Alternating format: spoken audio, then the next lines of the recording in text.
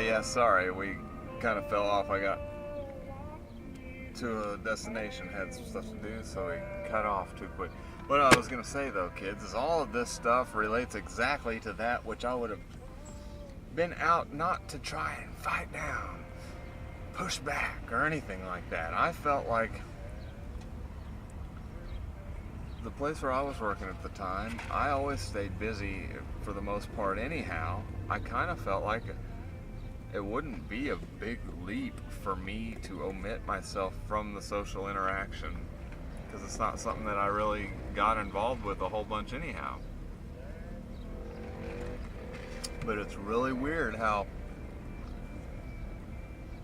somewhat of an intense, I guess, which it wouldn't be the right way, but like I said, this was the thing where I was on mushrooms. I had thought past some blockages, some things that I knew caused drama, and the idea was to not get involved in them. Not, you can have sort of a sense of yourself and a sense of yourself separate from your daily grind and want to hold on to that. And I know all these holding on has this bad connotation when it comes to, you know, the ego and the soul or whatever. But all of these, did they mean this that way sort of stuff is in kind of direct opposition to that which sort of sparked this whole thing off for myself, you know. And like I said, whenever I went in, I was just kind of visualizing, keeping my mind sort of in the visualizations that I came upon on the mushrooms. Thinking, you know, I'd like to just get this thing sort of routine where I come in, I don't get sucked into the drama, whether positive or negative. And start thinking about, you know, start becoming able to think beyond this place and hopefully someday, you know, do something different. And instead, the exact opposite happened. And it took a shift, you know, half a shift or something for me to, however it came to be, deduce or become aware that there was a direct thing, you know, just this congregation to myself, I guess. We've been over that story a bunch, but anyhow, whenever I'm talking about like the lady at the convenience store, the foxy lady, you know, that somehow it got turned into this thing where I'm trying to hurt her feelings or something, it would seem. Well, for me to even indulge or give that sort of confirmation or whatever is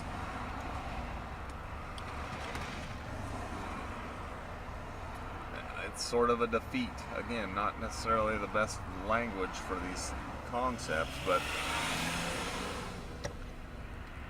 like I say though, kids, what is the common factor in all of this? And it's not just people interacting, it's people interacting in a situation where their hand is forced. They're forced into an employment situation. In your case, it might be school. Other places it might be different. You know, maybe there's a big concert or a festival and everybody's just happy and everything's great. Maybe some guy gets drunk and maybe some other guy feels like his woman's being disrespected or something, you know. That's a little bit of a different situation where drama could blow up, but typically in a festival type situation, for example, you have a bunch of people who don't have a bunch of prior toxicity build up between them as people, and they're going to be away from work. They're going to be, of course, it kind of depends on the type of festival you go to, I suppose, but or a concert or extracurricular activity, whatever, you know. Anyhow, all these little dramas where it's like, did they mean this that way? These people, I know for sure they're following me around. They're not allowing me not to fucking think about them or whatever, you know. It's all forced by employment. It's all for in employment by and large for a lot of us isn't actually what we want to do. Again, coming from a more negative or a less advantageous place, you can get the feeling that it is what you want to do, but I guarantee you it is not.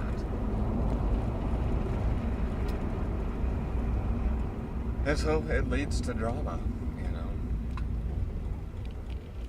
Dramatic circumstances. Oh, we were going to talk about the ginkgo biloba for whatever reason, because something to think about, I don't know.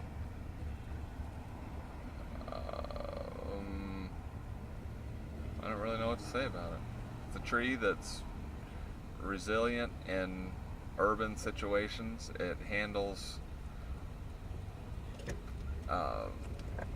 air quality and other, like we heard somebody say that the only thing that survived in Hiroshima blast was this ginkgo biloba tree, you know. Makes you wonder if those things won't sit there and store up a bunch of toxicity or something. I don't know. But anyhow, they're a tree that's planted a lot, and urban planners and stuff will put those trees downtown because they remain robust regardless of